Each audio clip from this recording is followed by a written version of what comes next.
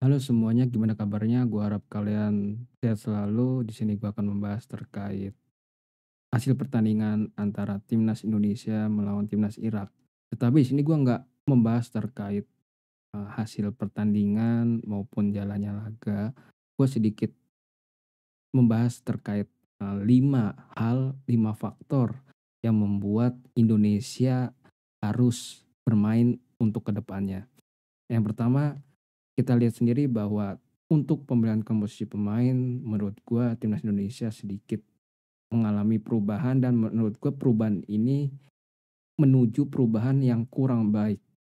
Bisa kita lihat sendiri bahwa untuk pemilihan dari Sandy Walsh maupun Saint Nama ini menurut gua pemilihan tepat karena kita tahu sendiri bahwa timnas Irak mempunyai pemain seperti Ayman Hussein yang memiliki postur dan lihai dalam menyundul bola dari corner maupun tendangan bebas. Menurut gua STY memainkan peran untuk Walsh dan Patinama di pertandingan ini sangat tepat. Kemudian yang gue sayangkan yaitu pemilihan di posisi gelandang. Menurut gua kalau melihat dari komposisi gelandang ini, gue sangat menyayangkan antara memainkan Marcelino Ferdinand dan Nathan secara bersama-sama. Menurut gue kalau lu mau memainkan Nathan, lu harus bisa memainkan Ivar Jenner karena kita tahu sendiri bahwa Ivar sama Nathan ini bisa bermain sebagai gelandang bertahan.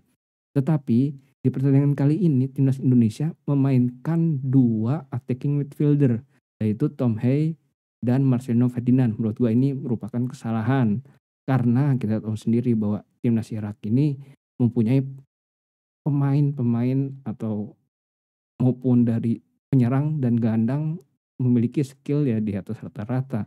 Tetapi timnas Indonesia menurut gue di pertandingan kali ini tidak mencari 1 poin, melainkan mencari 3 poin. Tetapi sayangnya timnas Indonesia malah kehilangan 3 poin itu sendiri. Dan untuk pemain depan menurut gue sesuai prediksi gue karena gue suka untuk Ratnar karena kecepatannya dan Rafael Struijk untuk keep the ball-nya. Tetapi kita tahu sendiri bahwa kesalahan dari pemilihan pemain ini berdampak pada hasil yang terjadi. Tetapi hasil ini menurut gua berasal dari kurangnya koordinasi.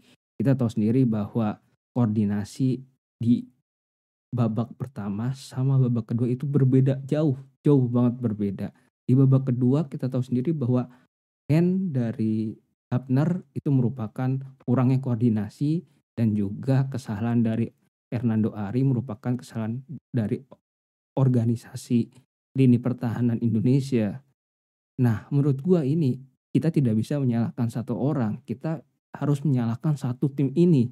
Kenapa bermain seperti ini?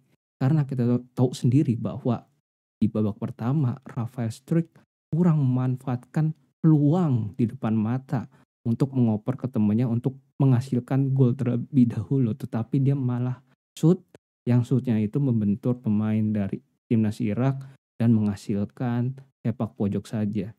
Tapi dari hasil ini menandakan bahwa kita pun harus bekerja keras di laga terakhir melawan timnas Filipina.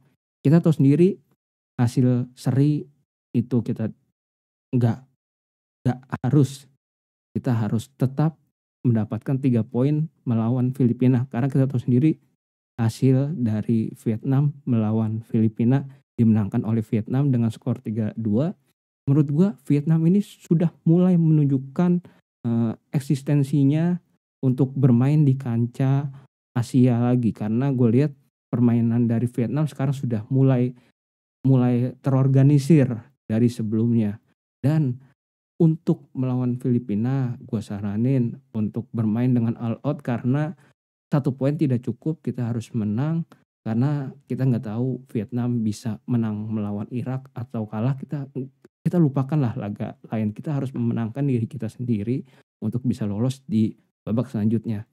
Kemudian butuhnya Bang IJ ini, J Itzes ini menurut gua sangat sangat butuh karena kita tahu sendiri bahwa pertandingan ketika Bang Izes ini ada dan tidak ada itu sangat berpengaruh dalam hal komunikasi. Kita tahu sendiri bahwa ketika Bang Izes ini main melawan Vietnam, itu pemain belakang kita sangat terorganisasi dan sangat sangat ya sangat solid lah.